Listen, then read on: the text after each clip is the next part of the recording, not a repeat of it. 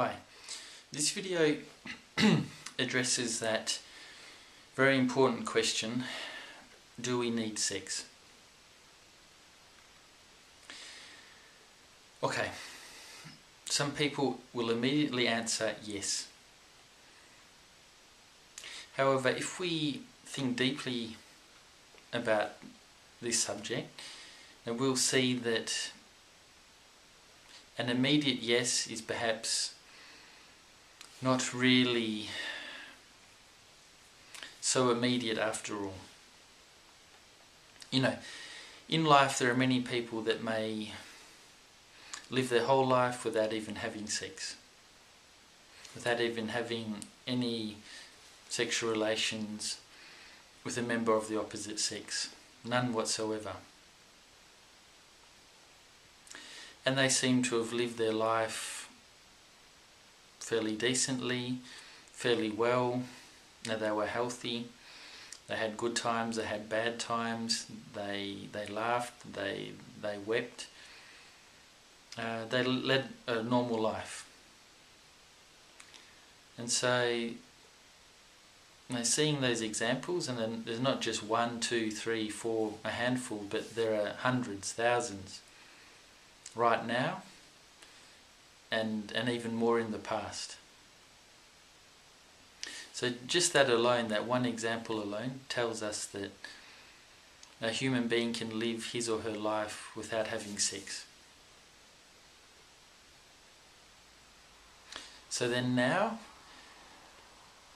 that very firm belief that sometimes we can have, that we need sex, is a little bit shaky, is perhaps not so true. So, do we really need sex?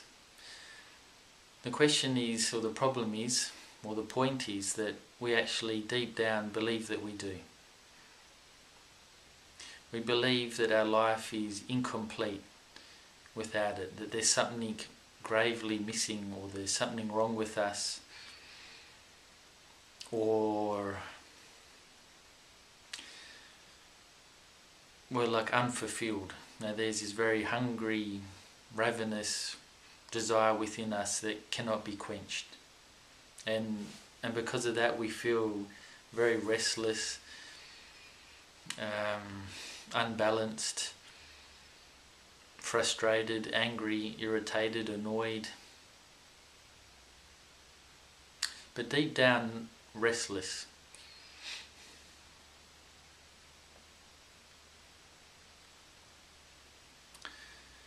So if we can live life without having sex, why do we believe that we need it?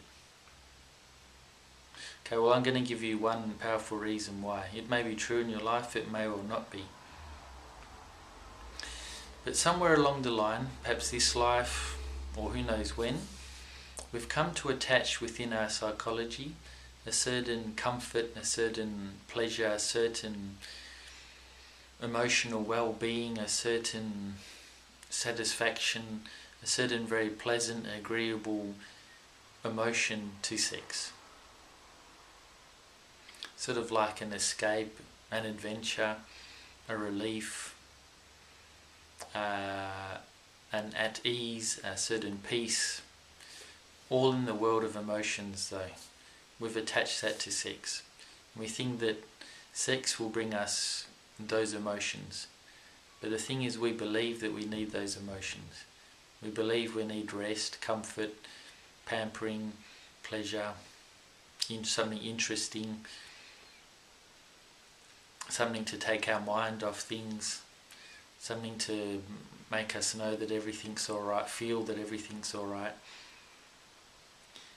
So basically, we use sex to feel those emotions. Mind you, we can get those emotions from many other sources as well, not just through sex. So the problem is, or the question is, or rather the point is, that we've come to see in sex an emotion. We've made sex an emotional need. Sex may not really be a physical need. I'll tell you what it is in terms of a physical need. We all have the instinct, within our nature of reproduction.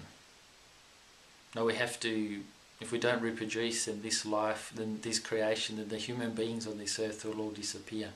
So within our instincts, there is that certain impulse, that certain urge. And perhaps in some way it may well be a need of the human race to reproduce itself, to maintain itself. But mind you, that is only really, say, 1, 2, 3 sexual encounters, but not a constant thing every day. Now that's something else. Okay, but within us also, biologically speaking or physically speaking, is the accumulation of sexual energy. And by sexual energy I mean the seminal fluid in men, and the sexual fluids within a woman. Okay, so though that energy accumulates, builds up, and by the very nature of the sexual energy is very dynamic, is very volatile, it has to move. So it either it is channeled outside of the body through the normal procedure of sex where the man ejaculates his seminal entity, or either it's channeled inwardly through other activities. But the thing is, within us, our body has a need to do something to move that sexual energy. That is a very real need. So we feel urges and impulses to facilitate the movement of that sexual energy, either outward or inward.